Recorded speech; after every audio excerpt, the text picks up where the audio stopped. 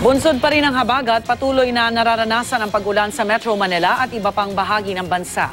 Kaugnay niyan, kamustahin natin ang sitwasyon sa lungsod ng Makati sa live report ni Von Aquino. Von. Yes, Rhea, pabugso-bugsong ulan nga ang naranasan sa ilang bahagi ng Metro Manila, kabilang na dito sa Makati City. Pero sa mga oras na ito, Rhea, ay tumila na ang ulan, partikular dito sa EDSA Estrella. No? Kanina nga madaling araw, mga pasado 2:00 ay nag-ikot-ikot ang ating news team. At sa Ayala Avenue, Rhea, ay bumuhos talaga yung malakas na ulan at halos mag-zero visibility.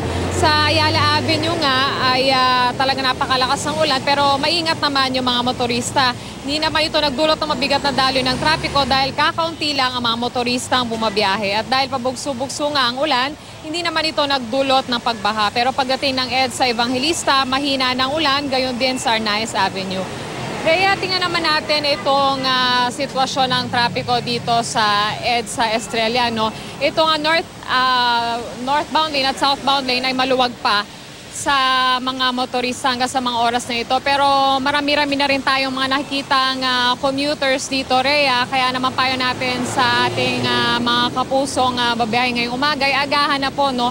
Dahil talagang masama ho yung panahon at posibleng makipag-agawan na sila sa mga sasakyan na pwedeng sakyan nila maya-maya. No? At syempre paalala din natin sa ating mga kapusong motorista, mag-ingat po sa kalsada dahil syempre po maulan at basa pong kalsada at accident prone po ang ilang mga kalsada sa Metro Manila. At yan muna ang latest mula rito sa EDSA Estrella. Rhea? Maraming salamat, Von Aquino.